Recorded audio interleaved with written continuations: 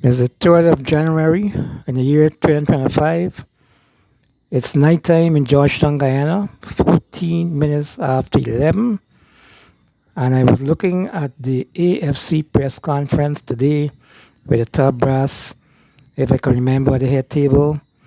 Beverly Alert, Cathy Hughes, her husband Nigel, the leader of the AFC, Laura George, as well as David Patterson, if I am correct. Those were the people at the AFC's head table. I think they were on a Zoom platform, similar to what the PNC was doing. And I'm just going to be targeting this particular segment and playing a short excerpt of that AFC press conference where DEMERARA Waves, the veteran journalist Dennis CHABROL, was asking questions. He was asking the leader of the AFC about Azzuddin Mohamed, if he would support Azzuddin running or taking part in the general elections, even though he has been sanctioned by the United States government. You see, one thing about Guyanese, there's so much of speculation. You hear the allegation that Glenn Lal is going to form a party. This is January. So far, Glenn Lal has not formed any party. The president gave his New Year address. The opposition leader did that. The AFC Nigel did that. And I guess because Mr. Mohamed did his New Year address, there's speculation that he may be entering politics. None of us know. Only the inner circle of T. Mohamed would know. So for me, it's too much of an unnecessary speculation.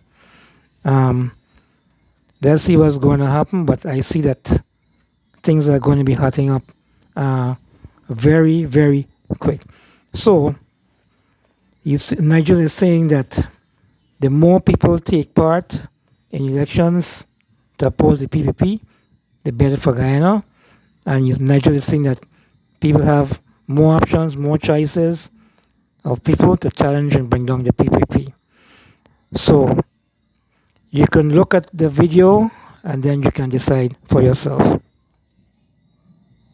Aren't you concerned that given the fact that Mr. Mohammed has been sanctioned by the US, your support for him entering the political fray, notwithstanding the conditions you pointed to, can eventually hurt your party at the next elections? Sorry, I didn't get that. Are you suggesting that because Mr. Mohammed is... I'm not suggesting, I'm asking. Yeah, but I didn't hear what you were saying. I'm asking whether you're concerned that given the fact that Mr. Mohammed has been sanctioned by the US, your support for him entering the political fray can hurt your party's chances in the lead up to the next elections. No. Mr. Chabral, I'd like to be very clear in what I said. I said any citizen who wants to enter the political fray should be allowed and encouraged to do so. Now, whether or not the person is sanctioned, the person has a criminal record or what have you, that's a matter for the electorate. That's not a matter for me.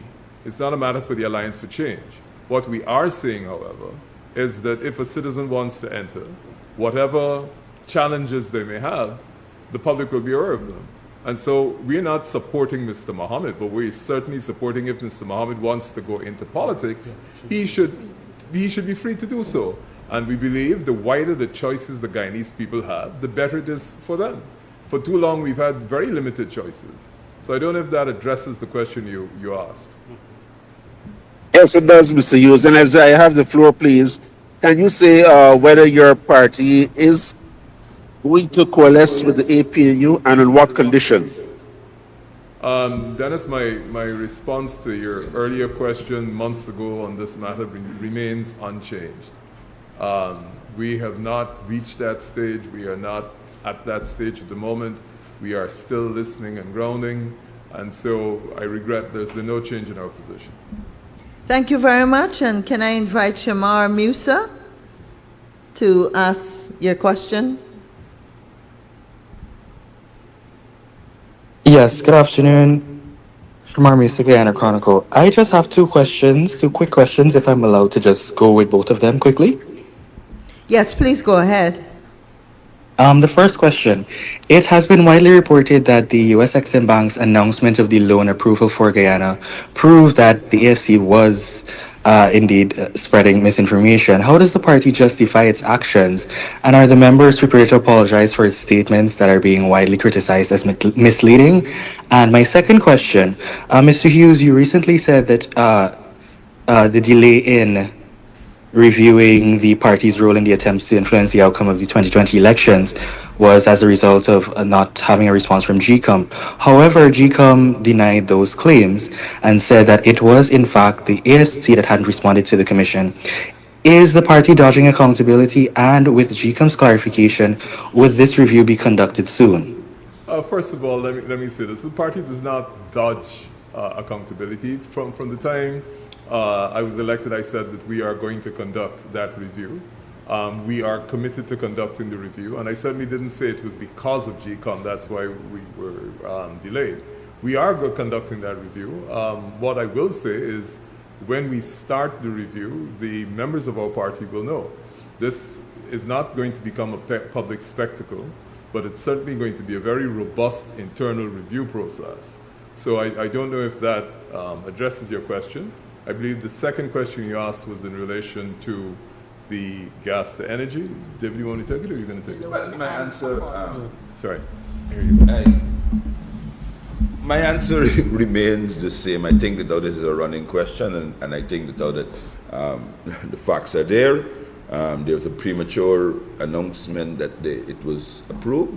That was a pre-approval, and in my statement, none other than the fourth-term President Jaggi himself had another press conference to announce the approval, the final approval of the loan. So what is there to apologize? He was being deliberately inaccurate. Yes, deliberately inaccurate, and he was premature. And I thought, he probably was scolded by the Exim Bank for putting them on the spot.